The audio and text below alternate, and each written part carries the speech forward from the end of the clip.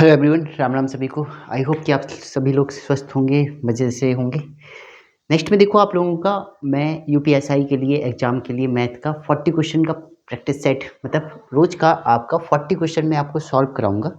ठीक है, जिसमें आपके हर लेवल के क्वेश्चन डाल के रखे हैं कि जिससे आप लोगों को एग्जाम में बहुत सहायता मिलेगी। ठीक है, कि आप लोग अगर बने रहेंगे रोज़ के रोज़ 40 क्वेश्चन की प्रैक्टिस करते रहेंगे तो आपको काफ़ी हेल्प मिलने वाली है। ठीक है, तो आप लोग बने रहें, बिल्कुल बेहतरीन धमाकेदार सॉल्यूशन के साथ मैं आपको दूंगा कि हर क्वेश्चन की बीआईपी से बीआईपी मेथड, कि जिससे एग्जाम में आप लोग समय का सही उपयोग कर पाए, कि समय बचा पाए एग्जाम में। ठीक है ना, तो हम लोग इसके स्टार्ट कर देंगे और रोज का ये सेशन रहेगा। ठीक है, कि रोज के आपके 40 क्वेश्चन मैथ्स के, और फिर मैं इसके बाद 40 क्वेश्चन आपको रीजनिंग के भी दूंगा। ठीक है, कि अपन लोग मैथ और रीजनिंग का पोर्शन बिल्कुल कंप्लीट करा दूंगा मैं आपको। ठीक है, कि आप लोग एग्जाम तक बहुत अच्छे से प्रिपेयर हो जाएंगे, पर्याप्त टाइम है हमारे पास, तो हम लोग देख लेंगे। ठीक है ना, तो देखिए यहाँ पे पहले क्वेश्चन के साथ स्टार्ट करते हैं कि हमसे कह रहा है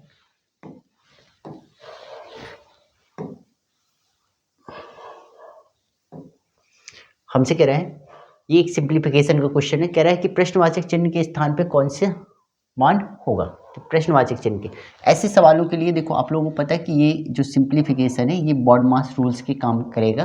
कि यहाँ पे ये क्वेश्चन मार्क है एक्स मान लेते हैं, और भाग का निशान है, तो भाग का निशान 0.5 0.5 गुणे 24 इज इक्वल टू 5652। ठीक है, अगर हम इसे देखें तो आप पहले मल्टीपल बॉडमास रूल्स को याद रखेंगे कि मल्टीपल एंड डिवाइड। तो पहले किस क्या सॉल्व होगा, डिवाइड होगा। तो x into 1/0.5 multiply 24 is equal to 5652। देखो पॉइंट हटाओ, जीरो बढ़ा दो, 48 टाइम्स। तो x इज इक्वल टू आपको मिलेगा 52/48। देखो किससे डिवाइड है, 4 से डिवाइड हो जाएगा, 4 से काट दो, ये 12 बार, इधर 4 से भाग दो तो 1 4 1 एंड 3, 12 से भाग दो तो 12 एकम 12, बचा कितना 2, 12 एकम 12, बचा कितना 9, 12 7 84, फिर कितना बचा 84 9, अगेन 12 7 84 और 12 पंचे 60।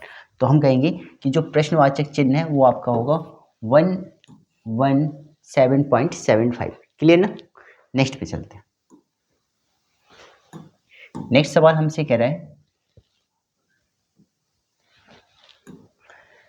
50 किलोमीटर प्रति घंटे की गति से चलती हुई एक कार के आगे एक बस 30 किलोमीटर प्रति घंटे की गति से चल रही है। यदि उस कार को बस को पकड़ने में 15 मिनट लगते हैं तो वे दोनों कितनी दूरी पर हैं। क्लियर ना, तो हमसे कह रहा है वे दोनों कितनी दूरी पर हैं, ये हमें देख लेना है। ठीक, ये हमसे कह रहा है कि 50 किलोमीटर प्रति घंटे की गति से चलती हुई एक कार के आगे एक बस जा रही है जिससे 30 किलोमीटर प्रति घंटे की चाल से चल रही है।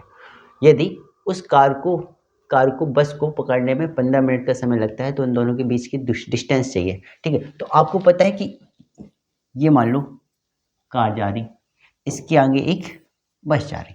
ठीक, यहाँ पे इसकी चाल है 50 किलोमीटर प्रति घंटे, इसकी चाल है आपकी 30 किलोमीटर प्रति घंटे। हमसे कह रहा है कि इसे पकड़ने में कितने मिनट का समय लगता है, 15 मिनट। तो आपको पता है सेम डायरेक्शन सापेक्ष चाल माइनस हो जाएंगे, 50 माइनस 30, और डिस्टेंस हमें फाइंड करनी है। डिस्टेंस अपन मिलने में लगा समय 15 मिनट, और 15 मिनट को हम लोग लिख सकते हैं कितना, 1/4 घंटे। ये हो जाएगा आपका 20 बराबर d इंटू 4 काट, तो d इज इक्वल टू 5। हम कहेंगे कि जो ये बस होगी वो 5 किलोमीटर की दूरी पर प्रेजेंट होगी। क्लियर, नेक्स्ट पे देखो। नेक्स्ट अगेन सिंप्लीफिकेशन का छोटा सा सवाल है। हमसे कह रहा है कि b upon A is equal to 0.25। ठीक है, तो हमसे कह रहे हैं 2a minus B upon 2a plus B plus 2/9 का मान कितना होगा। ठीक है, तो देखो हमें पता है रेशियो में दे रहा है, तो सबसे पहले रेशियो ही फाइंड कर लेते हैं कि b upon A is equal to 0.25। Point से हटा दो, बट्टे में 100, बहुत सिंपल तरीके से लगाएंगे 1/5। 4। तो हमें पता है कि b की यूनिट 1 के टर्म्स में होगी और a की यूनिट 4 के टर्म्स में। अब यहाँ पे देखें तो अगर इनके साथ जो कोफिशिएंट लगे हैं ये आपके 1 पावर में है, 1 पावर में तो डायरेक्ट वैल्यू रख दो, अगर 1 पावर में नहीं होते तो डायरेक्ट वैल्यू नहीं रखते, ठीक है, डायरेक्ट रखो। तो यहाँ पे मिलेगा a का मान 4, 4 दूनी 8 और 4, 8 में से 1 गए 8 माइनस 1 बटे नीचे क्या मिलेगा 8 प्लस 1 बड़ा प्लस 2/9। तो अगर हम देखें तो ये लिखा हुआ है 7/9, ये लिखा हुआ है 2/9, आंसर आपका 9/9 और 9 से 9 कैंसिल, वैल्यू आ गई 1, ठीक है ना। तो आंसर कितना मिलेगा 1, ठीक है। तेजी से बनाएंगे सवाल, ठीक है, 40 क्वेश्चन है। नेक्स्ट में देखो हमसे कह रहा है एक स्कूल में 12 शिक्षक हैं, उनमें से 62 वर्ष की आयु पूर्ण कर सेवानिवृत्त हो गया है एवं उसके स्थान पर एक नए शिक्षक की नियुक्ति हो जाती है। इस परिवर्तन से स्टाफ की औसत आयु में 3 वर्ष की कमी हो जाती है। तो नए शिक्षक की आयु याद कीजिए। बिल्कुल बेसिक कॉन्सेप्ट से लगाओ भाई, कितने शिक्षक थे 12, ठीक है। हमने माना कि इनका औसत x था, तो टोटल कुल आयु कितनी होगी 12 इंटू एक्स। एक 62 वाला गया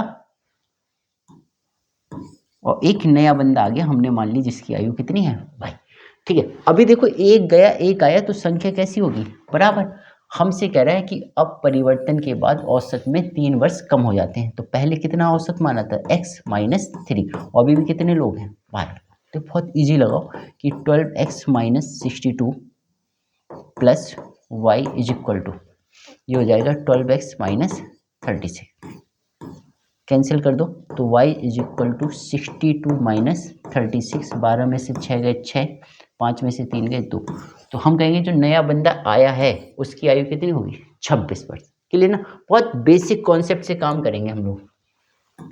नेक्स्ट पे देखो हमसे कह रहा है एक पिता अपने पुत्र की आयु से दुगनी आयु का है। कह रहा है 20 वर्ष पूर्व पिता की आयु से 12 गुना अधिक थी। पिता की आयु से 12 गुना अधिक थी, पिता की आयु से 12 गुना अधिक थी। तो हमसे कह रहा है पिता की वर्तमान आयु ज्ञात कीजिए। कह रहा है एक पिता अपने पुत्र की आयु से दुगनी है, ठीक है। हमने कहा ये फादर है और ये सन, अगर ये 2 के टर्म्स में होगा तो ये 1 के टर्म्स में होगा, ऐसे कर लेते हैं। ये x है, ये कह रहा है 20 वर्ष पूर्व, 20 वर्ष पूर्व पिता की आयु से 12 गुना अधिक थी। तो 12/1, यहां देख लो कितना हो जाएगा ये 2x minus 20 is equal to 12x minus 240। पश्चांतर कर दो तो हमें मिलेगा 10x इज इक्वल टू, ये इधर बराबर 220, ठीक है। 0 से 0 खत्म, x बराबर 22 का। तो वर्तमान में जो उसका पुत्र है वो 22 साल का है, तो पिताजी कितने साल के होंगे 44 साल के। क्लियर। नेक्स्ट पे देखते हैं, ये सिंप्लीफिकेशन का इंपॉर्टेंट क्वेश्चन बहुत बार आ चुका है और ये पैटर्न तो बहुत इंपॉर्टेंट है, कई बार आया, ठीक है। पैटर्न समझ लो, ऐसी डिजिट को कभी सॉल्व नहीं करना, सिर्फ पैटर्न पे ही काम करना है। कि अगर हम देखें तो ये 2.75 का क्यों लिखा है, माइनस 2.25 का क्यों लिखा है, ये स्क्वायर लिखा हुआ है, ये मल्टीपल लिखा हुआ है और ये क्या लिखा हुआ है 2.25 का स्क्वायर। तो देखो आप लोगों ने एक फॉर्मूला पढ़ा है, ठीक है, और फॉर्मूला पढ़ा है क्या, A cube minus B cube is equal to क्या होता है ए माइनस बी, और क्वेश्चन में ए स्क्वायर प्लस का ए बी और प्लस का बी। यहाँ पे हमेशा आंसर या तो ये होगा या इसके फॉर्मेट में होगा, और मैक्सिमम आंसर ये मिलेगा आपको कि प्लस में है तो प्लस में आंसर, माइनस में है तो माइनस में। तो अगर हम यहाँ देखें तो इसी फॉर्मेट में चेंज करें तो A cube minus B cube बटे हमें मिलेगा A square plus A B plus B square बराबर ए माइनस बी। क्या ये फॉर्मेट सेम इसी के पैटर्न पे नहीं लिखा, देखो ए क्यू ये B Q A square B square A into B, तो आंसर क्या होगा ए माइनस बी। तो बहुत इजी हम कहेंगे 2.75 माइनस 2.25, 75 में से 25 गए 0.50, तो 0.5 क्या होगा आपका आंसर। क्लियर ना। नेक्स्ट चलते हैं, नेक्स्ट, एलिगेशन टाइप परसेंटेज का इंपॉर्टेंट क्वेश्चन, एक सवाल रखता ही रखा मिल जाता है पेपर में कि किसी भी एग्जाम में बैठ जाओगे तो मिलने के आसार होते हैं। हमसे कह रहे हैं 300 ग्राम नमक के घोल में, 300 ग्राम नमक के घोल में, नमक तथा पानी के घोल में 40% नमक है। कह रहा है घोल में कितना नमक और मिलाया जाए कि इसकी मात्रा 50%। अब इस सवाल को लगाने के बहुत से तरीके हैं, एलिगेशन लगा लो, बेसिक लगा लो, ठीक है। मैं आप लोगों को एक सिंपल सी शॉर्ट ट्रिक समझाता हूँ कि हमने माना कि जो मिश्रण है वो कितना है 300 ml, इसमें साल्ट कितना है, साल्ट है आपका 40%, तो वाटर शेष वाटर होगा, और वाटर कितना होगा 60%। नेक्स्ट में हमसे कह रहा है इसमें साल्ट की कितनी मात्रा मिलाई जाए कि ये कितना हो जाए 50%, ये 50% तो ये भी 50%। बस शॉर्ट ट्रिक्स में बस ये ध्यान रखना है कि अगर हम बहुत सिंपल से मेथड से लगाना चाहते हैं कि ये ध्यान रखना है मिलाया क्या गया है। अगर हम मिलाने की बात करें तो मिलाया क्या जा रहा है नमक, और नमक मिलाया जा रहा है तो सिर्फ नमक की परसेंट से मतलब है, बाकी हमें किसी से कोई लेना देना नहीं है। अगर हम यहाँ देखें तो हमारे पास 300 ml का मिश्रण है, अगर हम देखें तो नमक बढ़ा कितना, नमक बढ़ा 10%, ठीक है। और अगर हम देखें तो 100 माइनस कितना चाहिए 50%, तो अगर हम देखें तो 300 इंटू 10/50 काट दो भाई, 6 पंचे 30 60। अगर हम इसमें 60 ग्राम नमक और मिला दें, ठीक है, कितने ग्राम 60 ग्राम नमक अगर हम और मिला दें तो हम कहेंगे इसमें 50% नमक उपस्थित हो जाएगा। बस इस शॉर्ट ट्रिक्स में लगाते समय ये ध्यान रखना है कि मिलाया क्या जा रहा है, जो मिलाया जाए हमें उसकी परसेंटेज लेनी है। अगर पानी मिलाया जाता है तो पानी की परसेंटेज लेनी है, नमक मिलाया गया तो नमक की परसेंट लेनी है, ये ध्यान देना है। नेक्स्ट पे देखो, हमसे कह रहा है, कह रहा है इस कोर्स के निम्न सेटों का औसत ज्ञात करो। ये आसान सा सवाल है, सीधा सा है, आप सबको जोड़ना है और जोड़ के औसत निकाल लेना है, एवरेज। और एवरेज निकालने के लिए हम लोग क्या करेंगे, इनको सबको जोड़ लो, 3 4 7 7 5 12 12 4 16 16 6 22 22 5 27 1 28 28 3 31 31 की एक 3 कैरी, 5 2 7 7 5 12 12 3 15 15 3 18 18 7 25 25 25 और 10 35 35 3 38 की 8, हाथ सिलाई 3। नेक्स्ट देखो 2 1 3 3 2 5 5 10 10 8 18 3 21 22 22 4 26 26 और 10 36। सबका एडिशन औसत आपको पता है कि योगफल बटे संख्याओं की संख्या, संख्या कितनी है 1 2 3 4 7 8 9, 9 से भाग दे, 9 से भाग देंगे, 9 चौको 36 0 9 9 81। क्लियर। ये आप लोग अगर इस सवाल पे थोड़ा सा ध्यान दें तो आप इकाई के अंक से भी काम कर सकते हैं। जैसे ही आपने इस डिजिट को जोड़ा, पहली डिजिट को, आपको यूनिट प्लेस वैल्यू कितनी मिली, आपने देखा पद कितने हैं 1 2 3 4 5 6 7 8 9, 9 पद हैं। अब ये बताओ अगर हम 9 से भाग दें तो एक कहाँ पे आता है, 9 की टेबल में, 9 की टेबल में एक केवल इतने ही मिलता है कि 9 9 81, और 9 9 81 तो हम कहेंगे जो भी आंसर आएगा उसकी यूनिट प्लेस वैल्यू कितनी होगी 9 होगी, और 9 पे केवल एक ही ऑप्शन है, खट से मार दो। क्लियर सी बात। नेक्स्ट सवाल देखो, नेक्स्ट पे हमसे कह रहे हैं कि सुभाष 50 पृष्ठों की नकल 10 घंटे में कर सकता है, सुभाष और प्रकाश 300 पृष्ठों की नकल 40 घंटे में कर सकते हैं, ठीक है। तो कह रहा है प्रकाश 30 पृष्ठों की नकल कितने समय में कर सकता है।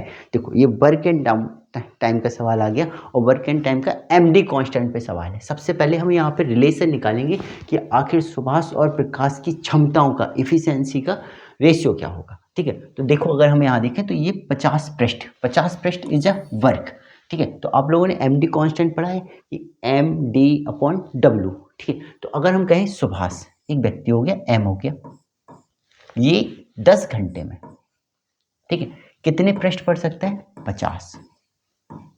ये सुभाष और प्रकाश है, सुभाष प्लस प्रकाश, ये 40 घंटे में इसी प्रकार के 300 पृष्ठ पढ़ सकते हैं, ठीक है। तो यहाँ से पहले इन दोनों के बीच में रिलेशन निकाल लेते हैं। तो देखो 2 जीरो से 2 जीरो खत्म, ठीक है, 1 जीरो से 1 जीरो खत्म, अब तो कटेगा नहीं, ऐसे गुणा कर दो तो हमें मिलेगा 3s इज इक्वल टू, ये देखो सही काटा ना, 3s इज इक्वल टू ये हो जाएगा 5 चौको 20 20s और प्लस 20p। क्लियर। नेक्स्ट में अगर हम s को देखें, कहीं मिस्टेक हो गई, सुभाष और प्रकाश 300 पृष्ठों की नकल 40 घंटे में कर सकता है, 400 लिख दिया, वही गलत हो गया, कोई नहीं, फिर से देख लेते हैं कि ये कितना था। सुभाष s 10 घंटे में 50 पृष्ठ पढ़ सकते हैं, और ये कितना है, सुभाष प्लस प्रकाश 300 पृष्ठों को 40 घंटे में पढ़ सकता है। ठीक है, यहाँ देखो, तो 50 जीरो से जीरो काट दो, खत्म, 50 6 बार खत्म, 6 3 बार और ये 2 बार खत्म, तो 3s बराबर 2s प्लस 2p, तो हमें मिला s बराबर 2p या s अपॉन p बराबर 2/1। It is a efficiency ratio Suresh and Prakash की, सुभाष एंड प्रकाश की, कि सुभाष अगर 2 की स्पीड से पढ़ेगा तो ये कितने की स्पीड से पढ़ेगा, 1 की स्पीड से। नाउ अगेन फिर से हमसे कह रहा है प्रकाश 30 पृष्ठों की नकल कितने समय में कर सकता है। ठीक है, तो हमें करना क्या है, एक इसको ले लो और एक इसको ले लो, तो अगर हम कहें s गुणे 10/50, ये तो है ये। अब हमसे कह रहा है प्रकाश, तो p गुणे, हमें समय निकालना है तो t मान लेते हैं। ठीक है, और कितने पृष्ठ, 30 पृष्ठ रख दो। इफिशिएंसी रखो बहुत इजी, कि s की 2 है 10/50 इज इक्वल टू, ये हो जाएगा p की 1 इंटू t/30, जीरो से जीरो खत्म, 5 दूनी 10 खत्म, 2 दूनी 4 4 तिया 12, तो उससे टोटल पृष्ठ पढ़ने में कितने घंटे का समय लगेगा, 12 घंटे। MD कांस्टेंट, तो पहली कंडीशन से हम लोग रिलेशन निकालेंगे और सेकेंड कंडीशन में उसे पुट करके हम लोग आंसर निकालेंगे। क्लियर ना। MD कांस्टेंट का मोस्ट इंपॉर्टेंट क्वेश्चन होता है कि MD घंटे भी आ जाए H/W, इस पे काम करो। ठीक है, कि वर्क हमेशा नीचे रहेगा, क्योंकि work it is a directly proportional of time. ठीक है, जैसे जैसे काम बढ़ेगा वैसे वैसे हमारा समय भी बढ़ता है। नेक्स्ट सवाल देखो, हमसे कह रहा है A/B बराबर 4/9 है, A/C बराबर 2/3 है, तो A+B/A+C कितना होगा। ठीक है, तो हमारे ऐसे सवालों में सबसे पहले आपको क्या करना है कि यहाँ से A/B/C निकाल लो। ठीक है, तो A/B बराबर हमें दे रहा है 4/9 और A/C बराबर हमें दे रहा है 2/3। यहाँ देखो A के मान बराबर है, और A के मान अगर बराबर है तो बराबर करने के लिए यहाँ 1 से गुणा, यहाँ 2 से गुणा, तो ये हो जाएगा 4/9 और ये हो जाएगा 4/6। अब देखो यहाँ पे A बराबर था, इसलिए A की वैल्यू हम लोगों ने क्या कर ली, बराबर, तो A/B/C कितना मिलेगा, 4, B की वैल्यू 9 और C की वैल्यू कितनी है, 6। हमसे क्या पूछा, A+B दोनों को जोड़ 13 अनुपात चाहिए, और A+C 6 4 10, 13/10 हमारा आंसर हो जाएगा। क्लियर ना, कि सबसे पहले ऐसे सवालों में कोशिश करनी है कि A/B/C निकाल के हम लोगों से जैसा कहा वैसा कर दो, A+B A-B कुछ भी कहे आप लोग रेशियो पे ही काम करो, आंसर मिलेंगे। नेक्स्ट में हमसे कह रहा है डिस्काउंट निकालना है। हमसे कह रहा है कि 10%, 20% और 40% की छूट श्रृंखला कितनी एकल छूट के बराबर होगी। एकल छूट बहुत इंपॉर्टेंट क्वेश्चन, ये ऐसा सवाल तो मिलेगा ही मिलेगा पेपर में। एकल छूट बहुत आती है कि संयुक्त छूट पूछेगा, एकल छूट पूछेगा, या हमसे कहेगा क्रमिक दे रहा है, ऐसे ऐसे करके छूट दे रहा है, उस पर डिफरेंस, प्रॉफिट लॉस का क्वेश्चन बना देगा इसी पे। ठीक है, कि एक दुकानदार है, उसने मान लो सपोज 40% में दिया, फिर इसी को ब्रेक कर दिया 30 एंड 10 में, बताओ कितना अंतर है। ऐसे सवाल आएगा पेपर में। ठीक है, तो याद रखो एकल छूट निकालते कैसे हैं। अब इस पे देखो, आप लोगों के पास ढेरों तरीके हैं कि आप इस पे 100 मान के लगा दो।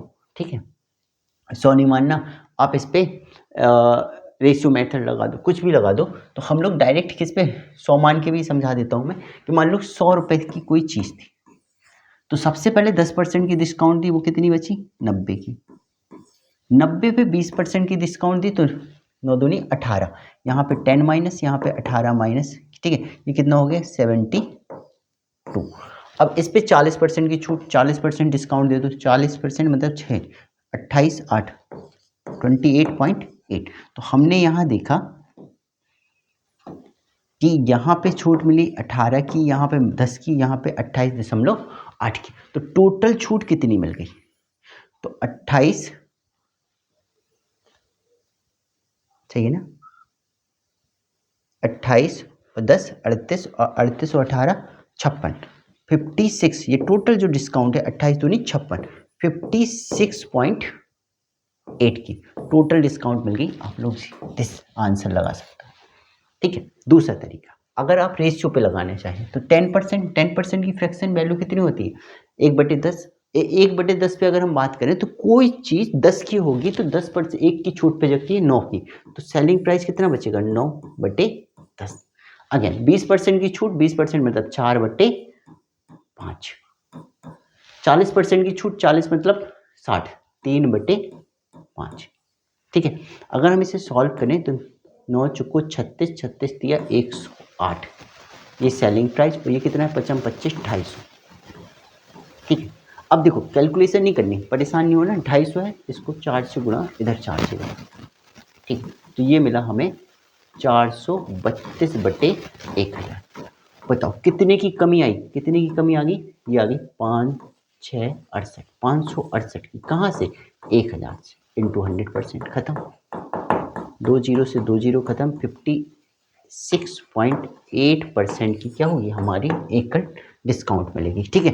नीचे अगर 25 50 ये सब मिला करें तो उसे 100 1000 ऐसे बनाने का प्रयास करोगे तो कैलकुलेशन नहीं करनी पड़ेगी, कैलकुलेशन से बचना है अगर हमें समय बचाना है तो, ठीक है ना।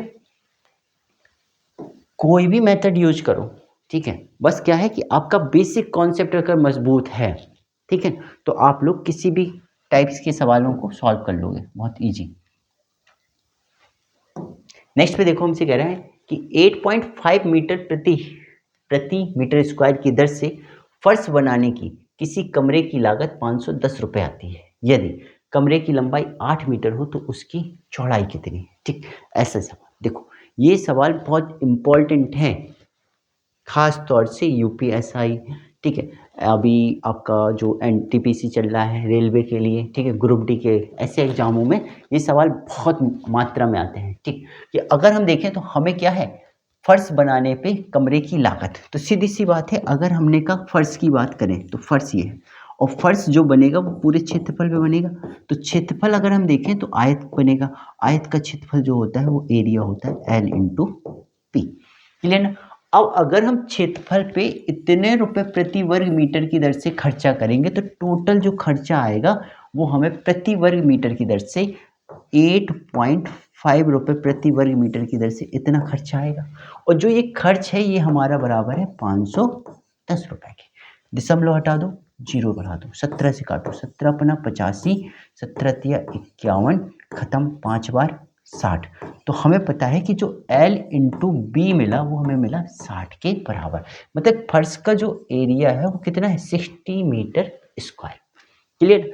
अब हमसे कह रहे हैं कमरे की लंबाई इतनी है, जो चौड़ाई याद करनी है, तो लगा दो भाई b इज इक्वल टू 60, लंबाई कितनी है 8, 8 से भाग दो, 8 सते 56, 8 5 40, मतलब कमरे की चौड़ाई निकल के आएगी 7.5 मीटर, क्लियर ना। नेक्स्ट पे चलते हैं। नेक्स्ट पे कह रहा है एक व्यापारी के पास 100 किलोग्राम चीनी थी, इसमें से कुछ चीनी को वह 7% लाभ पर बेचता है, शेष चीनी को 17% लाभ पर बेची, कुल व्यापार में 10% का लाभ हुआ है, तो बताइए 17% लाभ पर उसने कितनी चीनी बेची। ऐसे सवालों के लिए आप लोगों को प्रैक्टिस इतनी करनी, देखते ही समझ में आए कि अगर हम यहाँ देखें कि ये इसने क्या किया, इस भाग को 2 भागों में तो बांट, अगर 2 भागों में बांट दिया और ये टोटल व्यापार का लाभ दे रहा है, ठीक है। तो आप कुछ नहीं करो, एलिगेशन फॉर्मेट लगा तो आंसर, एक भाग 7% प्रॉफिट, दूसरा भाग 17% प्रॉफिट, और टोटल पूरे भाग में 10% प्रॉफिट, क्लियर ना। तो यहाँ से मिलेगा ये 7, यहाँ से मिलेगा 3, यानी कि उसने जो डिवाइडेशन किया है वो 7:3 पे किया है। तो हमें 17% भाग की बात कर रहे हैं, तो 17 वाला भाग कितना है, 3 यूनिट है। तो अगर हम कहें 3 टोटल कितना, 10 इंटू 100 किलोग्राम, तो आपको पता है 17 वाला जो मिलेगा वो 30 kg होगा। क्लियर, बहुत इजी एलिगेशन मेथड से उड़ा दो सवाल को। नेक्स्ट पे देखो, हमसे कह रहे हैं एक समूह में 36 विद्यार्थी हैं, इनमें से लड़कियों और लड़कियों का अनुपात 3:1 है। क्या अनुपात में, कितनी और लड़कियां इस समूह में सम्मिलित की जाएं जिससे लड़की और लड़कियों का अनुपात 9:5 हो गया है। बताओ भाई। ठीक, सबसे पहला काम यहाँ पे आप लोगों को डिस्ट्रीब्यूट कर देना है। यहाँ पे स्टूडेंट टोटल 36 हैं, 36 में बॉयज एंड गर्ल्स जो हैं रेशियो है हमारे पास कितना है, 3:1 का। तो अगर 3:1 में देखें तो 4 यूनिट 36 के बराबर, तो 1 यूनिट आपकी होगी 9 के बराबर। 9 तिया 27 और 9 एकम 9। क्लियर ना। तो हम कहेंगे लड़के जो होंगे वो कितने होंगे, 27, और लड़कियां जो होंगी वो कितनी होंगी, 9, मतलब 9। अब हमसे कह रहा है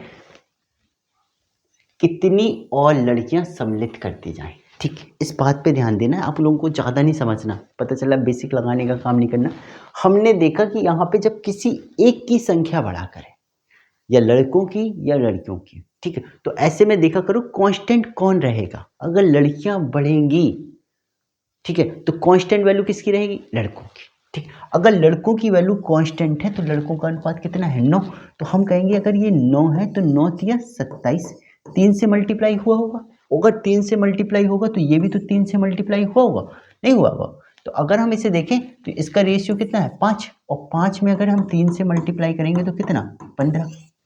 ठीक है, पहले लड़कियां कितनी थी, 9 थी, अब लड़कियां कितनी हो गई, 15। कितनी बढ़ी, 6। बस यही आंसर, गजब सा सवाल था, छोटा सा। ठीक है, कि बहुत इजी, जब किसी एक वैल्यू को बढ़ाया करे, या बॉयज को या गर्ल्स को, संख्याओं में बना सकता है वो, पहली संख्या दूसरी संख्या करके। ठीक है, तो अगर हम यहाँ देखें तो लड़कियों की संख्या वो क्या कर रहा है, बढ़ा रहा है।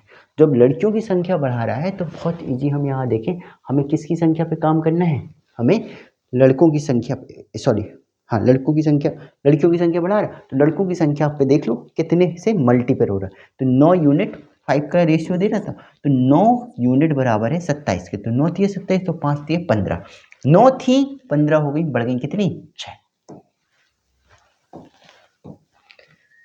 नेक्स्ट आपका सवाल दिया गया है, ये आसान सा सवाल है, छोटा सा आया हुआ है। कह रहा है कि यदि समबाहु त्रिभुज की प्रत्येक भुजा 4 सेंटीमीटर लंबी है तो इस त्रिभुज का क्षेत्रफल, बहुत इजी फॉर्मेट पे ही सवाल पे आ गया कि भाई ट्राइंगल है, ट्राइंगल का एरिया √3/4 क्या होता है, भुजा स्क्वायर, डायरेक्ट रख दो। तो √3/4 भुजा कितनी है, 4/4 गुणे 4, कट गया खत्म, 4√3 खटाक से आंसर मिला। ठीक है, ऐसे सवालों को देखते ही उड़ा देना है, फॉर्मूले और मूल्य बिल्कुल रट के रखो, बिल्कुल बेहतरीन। आपका मैंने एक सेशन पढ़ाया है बिल्कुल 2D एंड 3D के फॉर्मूले के, देख लो भाई, जिनको फॉर्मूले क्लियर नहीं है देख लो, मजा आ जाएगा। ठीक, नेक्स्ट पे देखो, अरे अपन को मजे ही तो उड़ाने हैं पेपर के।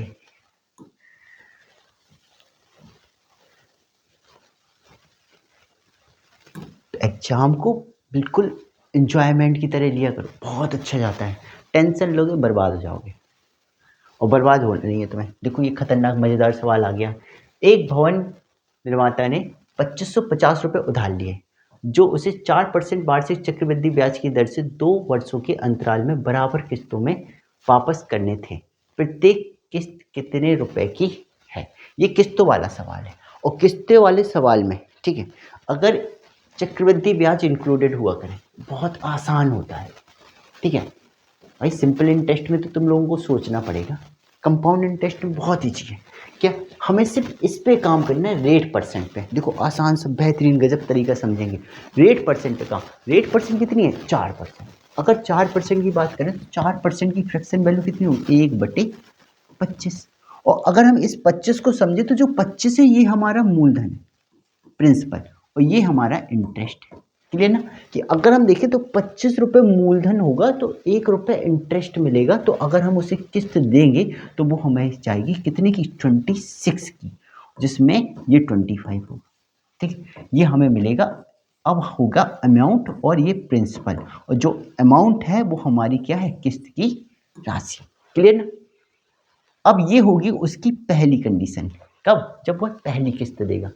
नेक्स्ट में जब दूसरी साल की बात करेंगे तो हमें इधर तो 1 वर्ष का इंटरेस्ट लगेगा, जब दूसरी किस्त होगी तो उस पर कितने वर्ष का इंटरेस्ट लगेगा, 2 वर्ष का, रेशियो तो यही चलेगा। ठीक, तो अगर हम यहाँ देखें तो ये मिला हमें 26/25, और 26 का स्क्वायर कितना होता है, 676/625। क्लियर, ये मिल गया हमें 625। नेक्स्ट में हमसे कह रहा है, नेक्स्ट में क्या कह रहा है, अब ध्यान ये देना है, ध्यान ये दो कि हमसे कह रहा है प्रत्येक किस्त की राशि, और उसने बराबर किस्तें दी, मतलब किस्त की राशि कैसी होनी चाहिए, बराबर। और आपको पता है किस्त कहाँ है, ऊपर, तो इन दोनों वैल्यू को कर लो बराबर। ये 26 का स्क्वायर था, तो आपको पता है इधर भी 26 से गुणा कर दो और नीचे भी 26 से गुणा कर दो, तो ये मिला 676 बटे, गुणा करोगे तो 13 आधा 50, 13 पंचे 65, 650। ये हो गया 676/625। क्लियर, ये हमारी पहले किस्त में मूलधन, ये आपका ब्याज सहित अमाउंट, पहली किस्त, दूसरी किस्त में मूलधन, या ब्याज के साथ अमाउंट। क्लियर ना, बात समझ लो। अब इतनी बात समझने के बाद हमसे कह रहा है कि उसने टोटल कितने रुपए उधार लिया था भाई, 2550 रुपए। अगर 2550 रुपए उधार लेगा टोटल, तो यहाँ पे मूलधन कितना है, 650, यहाँ पे मूलधन कितना है, 625, तो टोटल यूनिट पे यहाँ देखें तो उसने 650 एंड 625, टोटल 1275 रुपए उसका क्या है, उधार लिया होगा यूनिट पे। और जो 1275 है ये बराबर होगा 2550 के। भाई भाग दे दो, 12 दूनी 24, 75 दूनी 150, तो एक यूनिट कितने के बराबर आ गई, 2 के। तो प्रत्येक किस्त की राशि, जो हमारी किस्त होगी, वो हमारी जो किस्त होगी, किस्त की राशि कितनी होगी, 676, और एक यूनिट अगर 2 के बराबर है, 2 से गुणा कर दो, 6 दूनी 12, 7 दूनी 14, 1 15, 6 दूनी 12, 1 13, खत्म, 1312 रुपये। बहुत इजी आंसर मिलेगा। क्लियर ना, आपको कोई फॉर्मूला नहीं लगाना, कोई कुछ नहीं लगाना, सिर्फ रेट परसेंट पे काम करो, रेट परसेंट से बस 1 वर्ष 2 वर्ष 3 वर्ष जितने वर्ष कहे इसी फॉर्मेट में रखो, किस्त की राशि हमेशा बराबर देता है। ठीक है, बराबर वाले सवालों में बहुत ईजी मिल जाएगा आंसर। आपसे अगर किस्त की राशि दे दे, मूलधन पूछ ले, तो हम कहेंगे कि ये यूनिट बराबर किस्त की राशि के मूलधन पे मल्टीप्लाई कर दो, सबके एडिशन पे।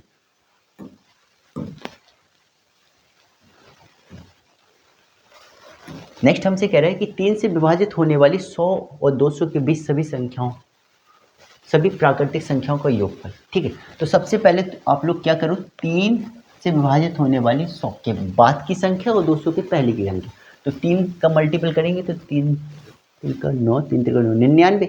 99 छोटा है, अगला मिलेगा 102। ये हो गई हमारी पहली संख्या। अंतिम संख्या क्या होगी, अगर हम इधर भाग दें तो 3 एकम 3, सॉरी 3 18, 3 18, 2 बचा, 2 मतलब 198। ये हो गई हमारी अंतिम संख्या। ये पहली हो गई, ये लास्ट हो गई, यानी कि ये फर्स्ट हो गई, ये लास्ट। अब फर्स्ट और लास्ट से ही आपको पता चल जाएगा कि हमें यहाँ पे योगफल कैसे निकालना। सबसे आसान योगफल का तरीका समझा रहे थे आप लोगों को, कि जब यहाँ पे डिफरेंस, क्योंकि 3 के मल्टीपल्स हैं तो डिफरेंस कैसे होंगे, इक्वल, और जब डिफरेंस इक्वल हो तो बहुत इजी योगफल का फॉर्मूला लगाना है आपको, पहला पद और अंतिम पद डिवाइड बाई 2 गुणे पदों की संख्या n, ये हमारी योगफल के बराबर होगा। पहला पद कितना है 102, अंतिम पद कितना है 198 डिवाइड बाई 2, ये हो गया एवरेज। तो बहुत इजी, ये क्या है, ये है औसत गुणे नंबर, आपको पता है योगफल होता है। ठीक है, आसान सा। ठीक, अब बात आएगी पदों की संख्या। तो हमें पता है 100 के पहले 3 के मल्टीपल कितने होंगे, 3 से भाग दो तो 3 तिरका 9, 3 तिरका 9, यहाँ भाग दो 3 18, 3 18, टोटल यहाँ पे 1 से लेके 100 तक 33 पद, यहाँ पे 1 से लेके 200 तक 66 पद, और दोनों के बीच के पदों की बात करें, घटा दो दोनों को तो 33 पद। यहाँ से देख लो ये कितना हो गया, ये हो गया 300, 300 में 2 से भागेंगे 150 गुणे 33, गुणा कर दो, 0 5 या 15 की 5, 4 5 या 15 4, ये हमें मिलेगा 4950। ठीक है, ऐसे ही समझना है, उड़ा देना है पूरे एग्जाम को, ठीक है। एग्जाम में बेहतरीन मैथ के बिल्कुल 40 के 40 क्वेश्चन सॉल्व करने का पूरा अपना टारगेट बनाओ, ठीक है। मैथ भाई, मैथ और रीजनिंग स्कोरिंग सब्जेक्ट, ठीक है, और स्कोरिंग सब्जेक्ट है तो कोशिश करो कि 80 के 80 पेपर में सॉल्व हो। एक आध भाई छोड़ देना है, मान लो सपोज नहीं बन रहा है, छोड़ दो, कोई दिक्कत नहीं, लेकिन टारगेट अपना पूरा 80 आउट ऑफ 80 बना के ही रहना है, ठीक है। तभी हम कहेंगे कि आप लोग मेरिट पे पहुंचोगे, क्योंकि यहीं पे स्कोरिंग सब्जेक्ट है, स्कोर कर लो, ठीक है। जीएस का पता नहीं कहाँ से आती है।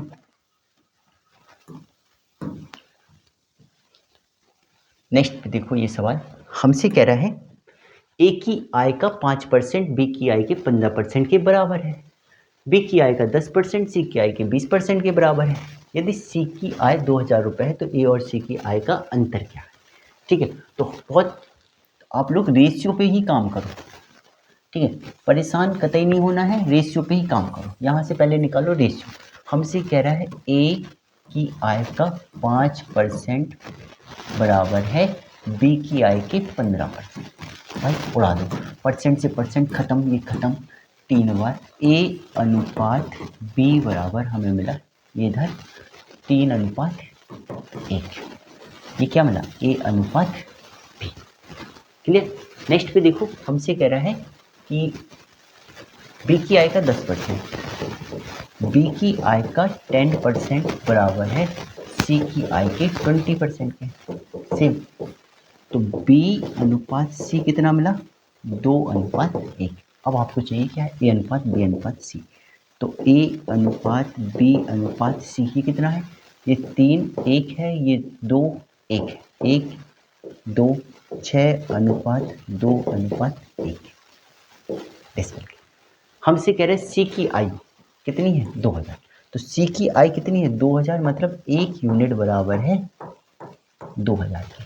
कह रहा है ए तथा सी के बीच अंतर, ए और सी के बीच का, ये सी, ए और सी के बीच का अंतर कितना है, 5 यूनिट। तो 5 यूनिट है तो 2000 मल्टीप्लाई 5, क्योंकि ए डिफरेंस सी आपको मिलेगा 6 डिफरेंस 1 5 यूनिट की वैल्यू निकाल लो तो भाई 10,000 आंसर। क्लियर। नेक्स्ट पे आजा। ये तो भाई कतई जहर सवाल कई बार आ चुका है, ठीक है। हमसे कह रहा है एक घनाभ के 3 संलग्न तलों का पृष्ठीय क्षेत्रफल पी क्यू आर है, उनका आयतन। सबसे पहले तो संलग्न तल को समझ लो। जैसे मान लो घनाभ, घनाभ क्या होता है, ऐसे ऐसे मान, ठीक है। अगर पूरा समझना है तो ऐसे मान, क्लियर। अब अगर संलग्न तलों की बात करें, संलग्न तल मतलब जैसे एक पॉइंट को ले लो, एक कॉर्नर को ले लो, और इस कॉर्नर पे कितने तल मिलेंगे, तो एक तल मिलेगा L इंटू, ध्यान से समझो, एक तल मिलेगा आपको L इंटू एच के साथ। ये L है, ये H है, ये P है। नेक्स्ट पे समझो दूसरा तल, एक तल मिलेगा आपको B इंटू एच के साथ। क्लियर। और एक तीसरा तल आपको ये दिखाई दे रहा होगा कि अगर हम इससे बात कर लें, इससे देखें, इससे देखें, अगर हम यहाँ देखें तो ये तल, ये हमें मिला L इंटू बी के साथ। क्लियर। ये होंगे संलग्न, मतलब एक कॉर्नर पर मिलने वाले जो 3 सरफेस होते हैं हम उन्हें बोलेंगे संलग्न तल। और अगर हम बात करें तो यहाँ पे एक का आयतन होगा L इंटू बी, दूसरे का आयतन होगा L इंटू एच, और तीसरे का आयतन होगा B इंटू एच। हमसे कह रहा है इनके जो क्षेत्रफल हैं, मतलब कुछ भी मान लो पी क्यू आर है, किसी के भी, क्योंकि आपको ऐसी कोई बाउंडेशन नहीं दे रहा है यहाँ पे कि ये लंबाई वाला चौड़ाई के साथ ही है ऐसा। तो हम किसी को भी दे दें भाई, ये P है, ये Q है, और ये क्या है, R है। Clear. P Q are small में दे रहा है, पी क्यू आर, ठीक है। अब अगर हम देखें तो आयतन, आयतन का फॉर्मूला आपको पता है L into B into H. अगर L into B into H अगर देखें तो यहाँ पे देखो L भी है, B भी है, H भी, अगर इन तीनों का गुणा करते हैं तो हमें क्या मिलेगा, L स्क्वायर या L square plus B square plus H square बराबर क्या है, पी क्यू आर। हम इसे देखो बी स्क्वायर नहीं लिख सकते, आयतन वॉल्यूम का स्क्वायर बराबर पी क्यू आर। तो हमें बहुत इजी मिलेगा, volume is equal to under root P Q R. Clear? संलग्न तल समझना बहुत इंपॉर्टेंट है। संलग्न तल मतलब एक कॉर्नर पर जो आपके क्या है ज्वाइन करते हैं जितनी भी सरफेस वो हों जाए। और कॉर्नर पे कितनी सरफेस ज्वाइन करेंगे? 3।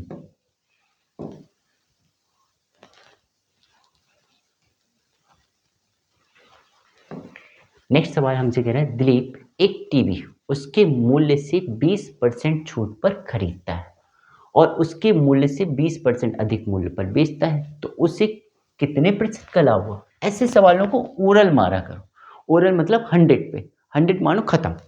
मानो कि उसकी कीमत 100 थी, 20% डिस्काउंट, 80 पे खरीदा, 20% ज़्यादा पे बेचा, 120 पे। बताओ भाई कितना है? 40 बढ़ा, कहाँ से बढ़ा? 80 से बढ़ा, खत्म। 1/2, 1/2 कितने परसेंट के बराबर? 50%। देखते ही उड़ा देने ऐसे सवाल तो, ठीक है, तभी तो फायदा है, ठीक है। और मेरे साथ बने रहो, ऐसे ही उड़ाएंगे अपन लोग सवालों को खतरनाक तरीके से।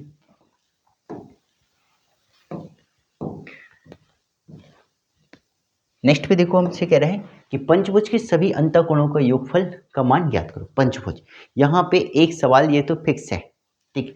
आप लोगों का बहुभुज से, पॉलीगॉन से एक सवाल आ ही जाता है, विकर्णों की संख्या, आंतरिक कोणों का योगफल, प्रत्येक आंतरिक कोण, बाह्य कोणों का मान, ठीक है, ऐसे करके, ठीक है।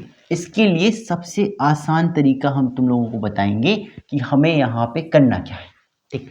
आपको पता है कि कोई भी आकृति हो उसमें 2 एंगल होते हैं, एक एक्सटर्नल और एक इंटरनल। इंटरनल एंगलों का योगफल बदलता रहता है कि अगर 4 भुजाएं हैं अलग, 5 भुजाएं हैं अलग, 6 भुजाएं हैं अलग। लेकिन एक्सटर्नल एंगल याद रखो, एक्सटर्नल एंगल हमेशा चाहे कितनी भी भुजाएं हो जाएं, सभी के बाह्य कोणों का योगफल कितना होता है? 360। कितना होता है? 360। अगर हम एक्सटर्नल एंगल की बात करें, एक्सटर्नल एंगल की बात करें तो जो एक्सटर्नल एंगल होता है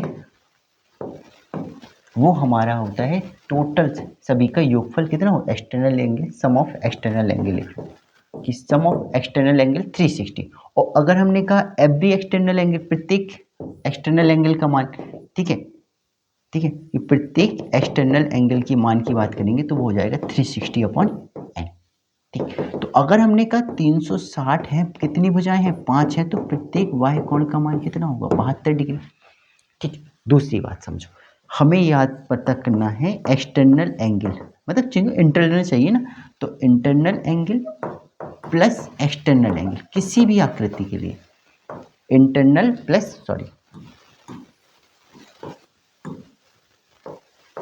इंटरनल एंगल मतलब आंतरिक कोण और प्लस एक्सटर्नल एंगल बाह्य कोण, दोनों का जो एडिशन होता है वो होता है 180 डिग्री।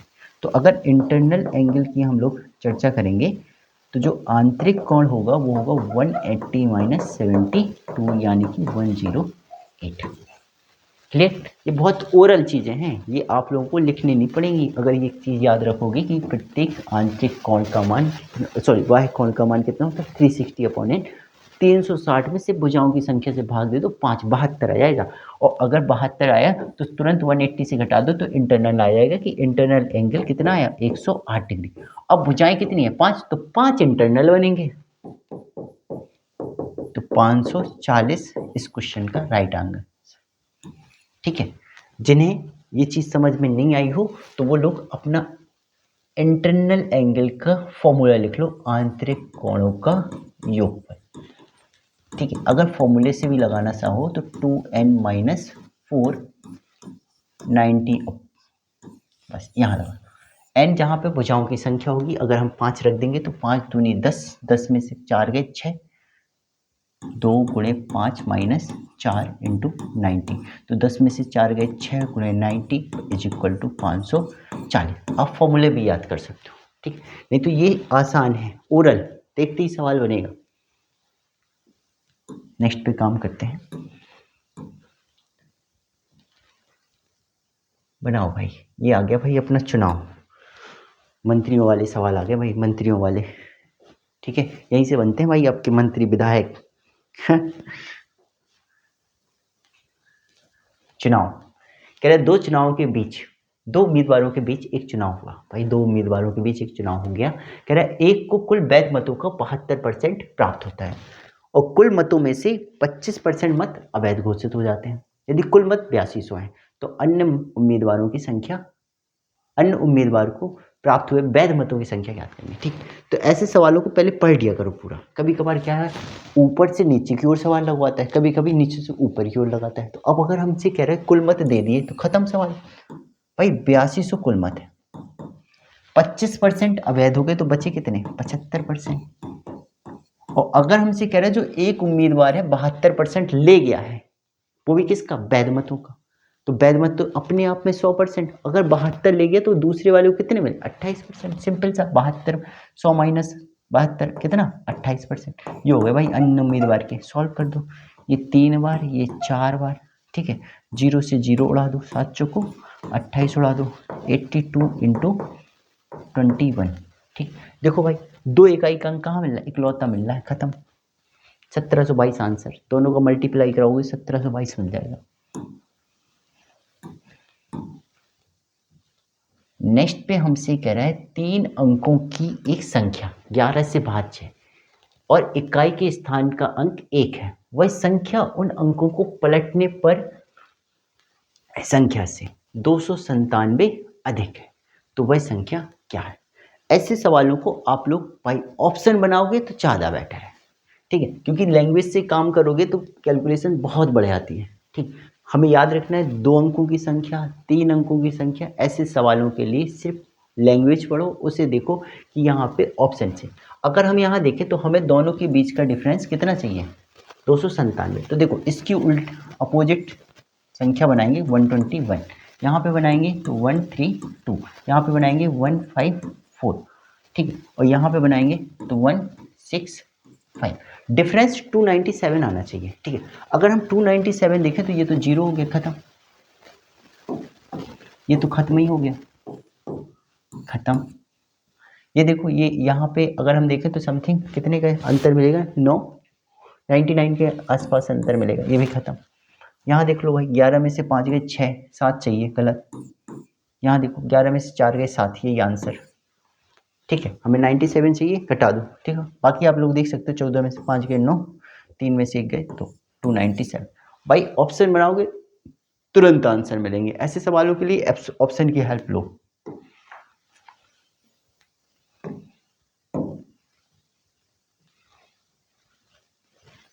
नेक्स्ट सवाल कह रहा है एक वस्तु को 5% हानि के स्थान पर 5% लाभ पर बेची जाती है तो विक्रेता इतने रुपए अधिक प्राप्त करता है। ठीक है, तो वस्तु की लागत मूल्य, सीधी सी बात है भाई। यहाँ पे अगर कॉस्ट प्राइस बेसिक को 100 मान के चलो, 5% हानि 95, 5% प्रॉफिट 105, टोटल डिफरेंस 10%, और 10% का डिफरेंस हमें प्राप्त होता है 6.72 से।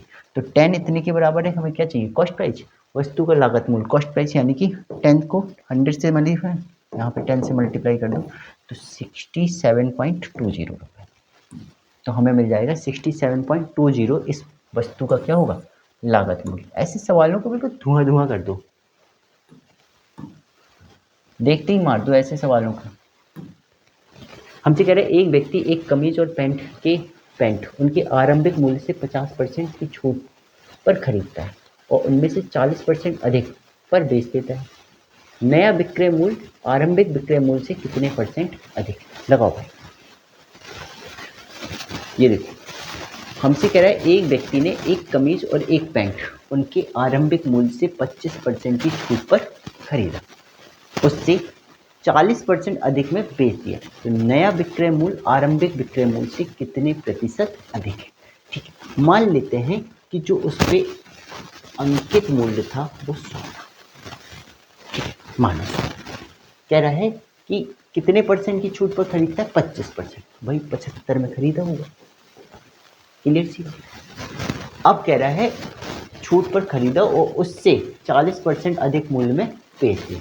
भाई इसका 40% अधिक मूल्य में अगर हम SP निकालेंगे तो 75 का 40% अधिक मतलब 60/5, और 5 से काटेंगे तो 15, 15 सत्ते 105।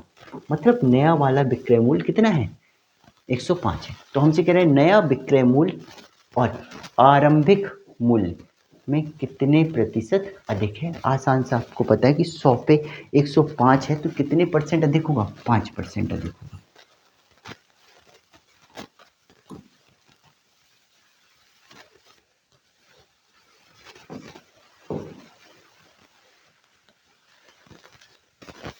नेक्स्ट कह रहा है एक आयताकार खेत की लंबाई और चौड़ाई 4:3 के अनुपात में यदि इसका क्षेत्रफल 300 मीटर हो तो परिमाप के साथ साथ 1.2 रुपए प्रति मीटर की दर से 1/2 मीटर ऊंची दीवार बनवाने की लागत क्या होगी।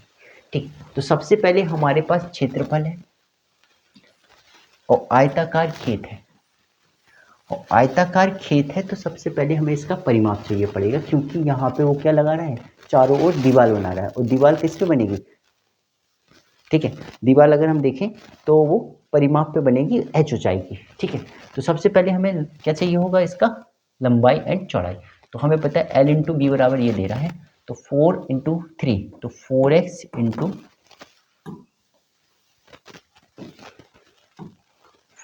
इंटू 3x की चर्चा करेंगे बराबर कितना हो जाएगा 300। तो 4 तिया 12, 12 दूनी 24, 12 पंचे 60, एक्स स्क्वायर बराबर 25, एक्स बराबर 5। ठीक, तो अगर हम भुजाओं की बात करें तो 5 चौको 20 और 5 तिया 15। तो परिमाप अगर देखें तो 40 एंड 30 70, तो P इज इक्वल टू 70। ये आ गया आपका परिमाप। अब हमें से कह रहा है, अब देखो अगर हम इस पे दीवार खड़ी करेंगे तो दीवार का जो एरिया होगा क्या होगा, दीवार का एरिया क्या होगा कि परिमाप गुणे हाइट, और बराबर हमसे कह रहा है दीवार का क्षेत्रफल निकल आएगा, तो ये हो जाएगा 70 गुणे ये 3/2। तो हम कहेंगे जो दीवार का एरिया निकल के आएगा 35 तिया 105 मीटर स्क्वायर, ये दीवार का एरिया होगा। अब हमसे कह रहे हैं 1.8 रुपए की दर से इस पर क्या करना है, खर्चा कर दो। ठीक है, 1.8 की दर से खर्चा कर दो, तो 1.8 से मल्टीप्लाई कर, तो 18 पंचे 90, 9 0, 18 एकम 18, 189। ठीक है, तो हमें पता है टोटल खर्चा जो आएगा 189 रुपये। क्लियर ना। दीवार को आप परिमाप पे बनाओगे, ठीक है, और हमसे कह रहा है कितनी मीटर दीवार, इतनी मीटर दीवार। ठीक है, तो दीवार जो खड़ी होती है वो बाउंड्री खड़ी होगी, और बाउंड्री हमेशा कहाँ पे खड़ी होगी, परिमाप पे। तो बाउंड्री का जो एरिया होगा वो परिमाप इंटू हाइट के बराबर होगा।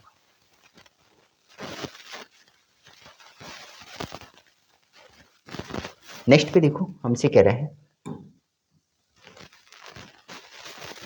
एक क्रिकेट खिलाड़ी ने 20 पारियों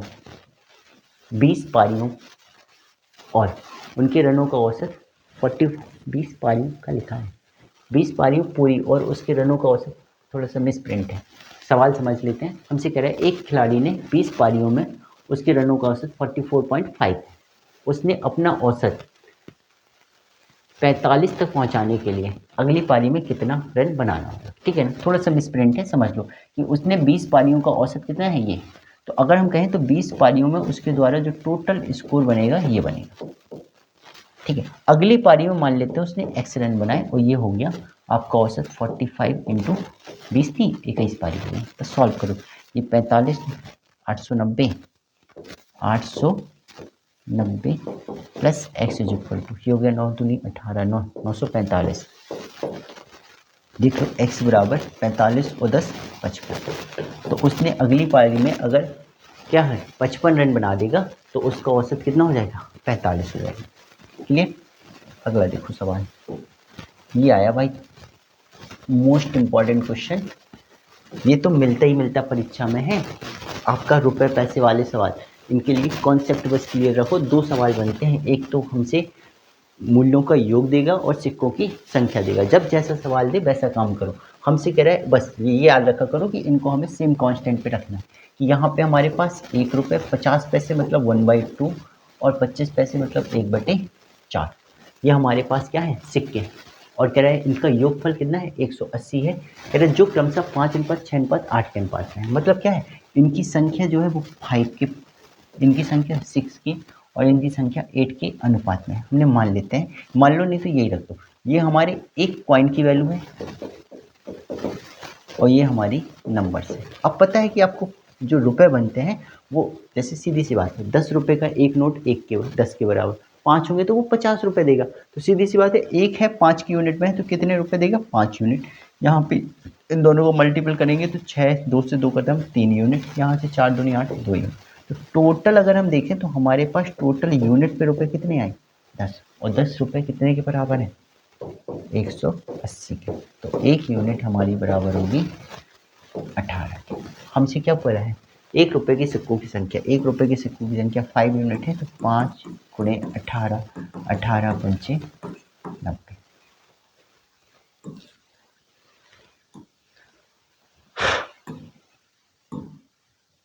आंखों में कुछ दिखता नहीं। नेक्स्ट में देखो, हमसे कह रहा है ए और बी की वर्तमान आयु का योगफल उनकी आयु के बीच अंतर का 7 गुना है। कह रहा है 5 वर्ष बाद उनकी आयु का योग उनकी आयु के बीच के अंतर का 9 गुना हो जाएगा। तो दोनों में से बड़े की वर्तमान आयु ज्ञात करना है। ठीक है, देखो बहुत ईजी, ए और बी ऐसे ही मान लेते हैं, ए प्लस बी,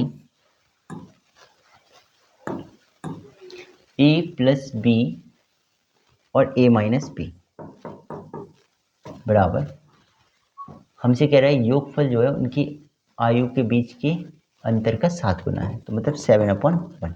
सबसे पहले अनुपात ही निकाल लो भाई, ए प्लस बी बराबर 7a माइनस 7b। पश्चांतर करो भाई, 6a बराबर 8b, a/b बराबर 4/3। ठीक है, a/b बराबर 4/3 आ गया। ठीक है, कह रहा है 5 वर्ष पश्चात उनकी आयु का योगफल। ठीक, अगर हम इसे x के पदों में मान लें तो ये मान लेते हैं 4x और ये हो गई 3x। 5 वर्ष पश्चात उनकी आयु का योगफल, 5 वर्ष पश्चात, ठीक है, पश्चात। तो अगर हम कहें तो ये 4x प्लस 5 का होगा और ये 3x प्लस 5 का होगा। और कह रहा है उनकी आयु के बीच अंतर का 9 गुना है। अंतर करेंगे तो देखो, अंतर हमेशा चाहे कितने भी वर्ष हो जाए, डिफरेंस हमेशा बराबर रहता है।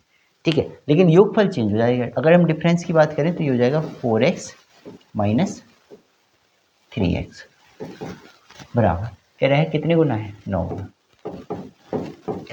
तो ये हो जाएगा 7x प्लस 10 बराबर 9x, x बराबर आप क्या, 2x बराबर 10, x बराबर आपका 5। तो हमसे क्या कह रहे हैं, हमसे कह रहे हैं दोनों में से बड़े की वर्तमान आयु, वर्तमान ये है 4x 4 पंचे 20, जो छोटा होगा वो 15 का होगा, जो बड़ा होगा वो 20 का।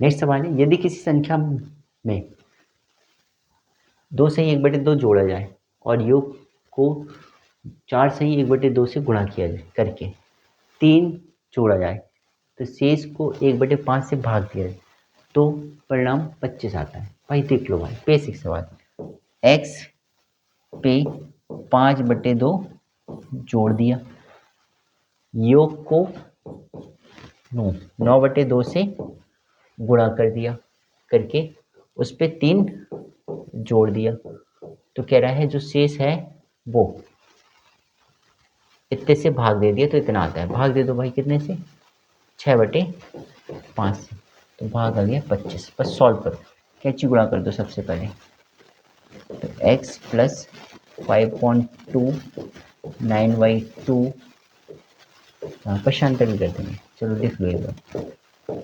तो ये हो जाएगा 6 गुणे 25/5, 30, 30 में से 3 गए 27।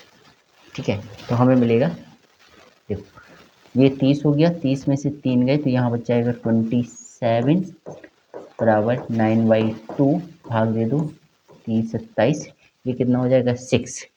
तो हमें मिलेगा x plus 5/2 is equal to, ये तो खत्म हो गया, कट गया, तो 3 दूनी 6, 6 में से 2.5 चला गया, कितना बचा 3.5, 3 सही 1/2। बेसिक सवाल, छोटा सा सिंप्लीफिकेशन था।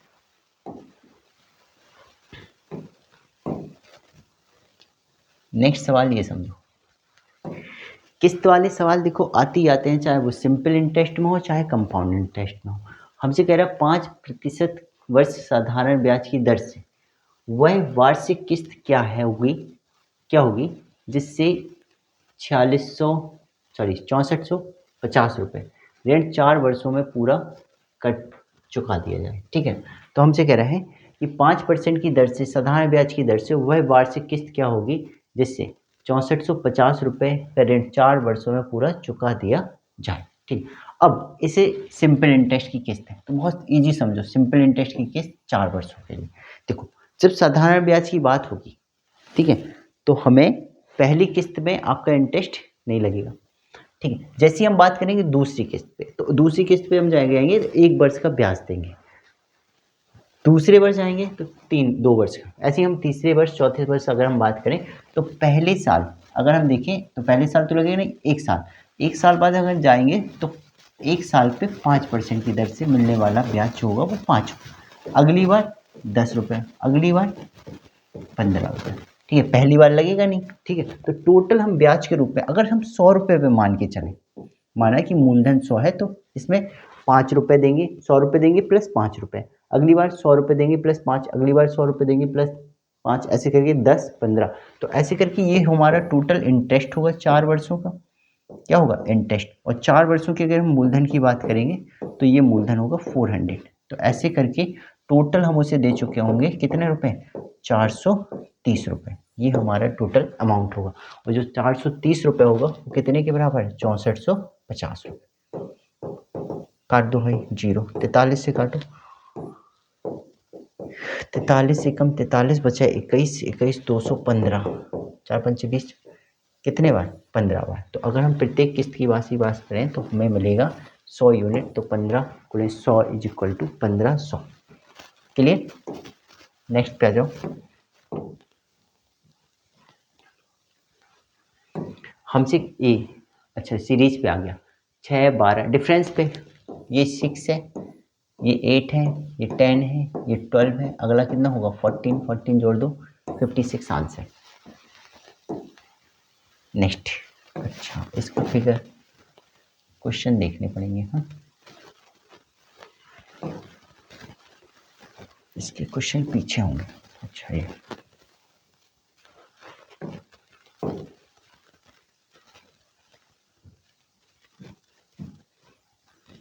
क्वेश्चन देखो क्या कह रहा है, कह रहे कंपनियां जिनकी मांग उत्पादन से अधिक, मतलब मांग उत्पादन से अधिक की संख्या उन कंपनियों की जिनका उत्पादन से मांग कम है, मतलब मांग जो है उत्पादन से अधिक होनी चाहिए। मांग उत्पादन से अधिक, तो मांग आपकी जो है वो ब्लैक वाली है, उत्पादन आपका व्हाइट वाला है। और मांग कहाँ कहाँ अधिक है, तो 1, 2, 3, तो जो रेशियो मिलेगा वो 3:2 का होगा। क्लियर, 3:2। अगला क्वेश्चन पढ़ लो। हमसे कह रहा है सभी कंपनियों की के संयोजित टीवी की औसत मांग औसत उत्पादन के मध्य अंतर कितना होगा। तो मांग को जोड़ो भाई और उत्पादन को जोड़ो, तो मांग देखो 30, 6 36, 36 और 25 61, 61 और 12 73, और 73 और 33, 3 और 3 6, 106, 106, कितनी कंपनी है 5, डिफरेंस। उत्पादन को जोड़ो 15, 18, 33, 33 और 10 43, 43 और 27, 43 और 27 70, 70 और 22 92, 92, 5, एल्शियम ले लो 5, कितना होगा 1400, काट दो 280, तो दोनों के बीच का जो अंतर होगा वो कितना होगा 280। क्लियर, अगला देखो,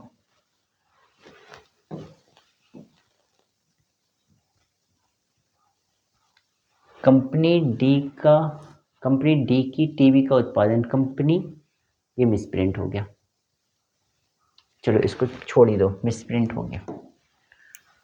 अगला देखो, कह रहा है कंपनी बी द्वारा निर्मित टीवी की मांग कंपनी सी द्वारा निर्मित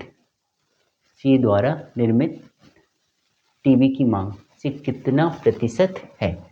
कंपनी बी द्वारा निर्मित टीवी की मांग कंपनी सी द्वारा निर्मित टीवी की मांग से कितने प्रतिशत है। कंपनी कौन है, बी, और कंपनी कौन है, सी।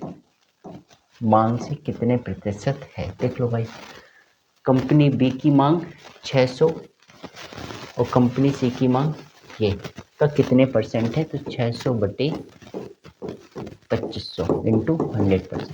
0 25 से काटो, 25 दूनी 50, 2500 को 100, मतलब कितने परसेंट होगी, 24%। क्लियर। एक लास्ट सवाल बचा हुआ है, इसे और समझते हैं।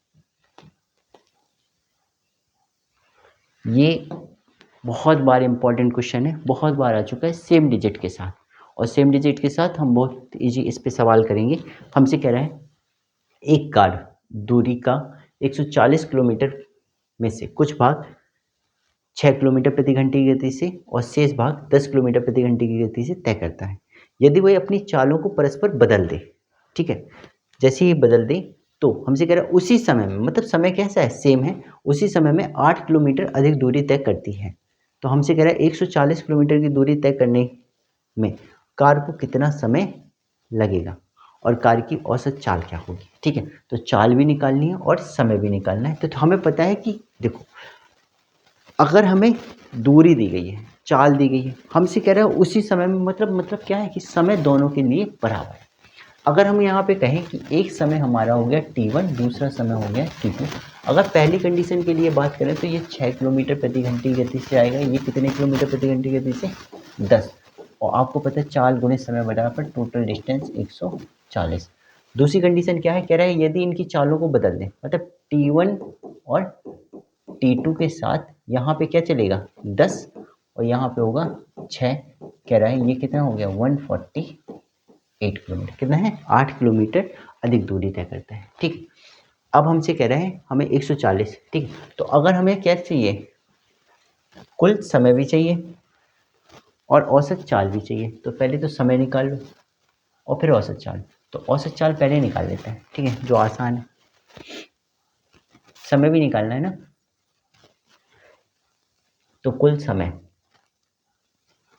और औसत चाल, ठीक है। चलो तो कुछ नहीं करो, दोनों को जोड़ दो, तो 6T1 6 16 T1 प्लस 16 T2 बराबर, ये टोटल हो जाएगा 8 8 और 2, ठीक है। तो T1 plus T2 is equal to 288 बटे 16, कितने घंटे, 16 एकम 16 बचा 12, 16 अट्ठे 128। अगर हम टोटल समय की बात करें तो टोटल समय हमारा 18 घंटे। अब हमसे कह रहा है कि 140 किलोमीटर के लिए औसत चाल एवरेज स्पीड, और एवरेज स्पीड बराबर पता है total distance upon total time. काट दो भाई 18 से, तो 70 बटे 9, और 70 बटे 9, 9 7 63, 7.77 किलोमीटर प्रति घंटे, ये इसकी ऑप्शन नहीं दिए, चलो कोई नहीं, 7.77 किलोमीटर प्रति घंटे, ये हो जाएगी हमारी इसकी औसत चाल। क्लियर। तो ये हमारा आपका फर्स्ट सेशन हो गया, मतलब फर्स्ट प्रैक्टिस सेट हो गया 40 क्वेश्चन के साथ यूपीएसआई के। नेक्स्ट वीडियो में आपके अगेन 40 क्वेश्चन होंगे जो इम्पॉर्टेंट होंगे आपके एग्जाम के बेस से, ठीक है। तो आप लोग क्या है, अगर अभी तक आपने चैनल को सब्सक्राइब नहीं किया है तो सब्सक्राइब कर लो, बेल आइकॉन दबा लो, जिससे आपको समय समय पर वीडियो प्राप्त होते रहें। आपका 40 क्वेश्चन मैथ का और 40 क्वेश्चन रीजनिंग का ये कंटिन्यू चलेंगे, ठीक है, जिसमें मैं आपको अभी मैथ कंटिन्यू चलेगी, फिर आपका रीजनिंग भी करा दूँ, ठीक है ना। तो आज के लिए इतना पर्याप्त है। सभी लोगों को शुभ रात्रि, धन्यवाद।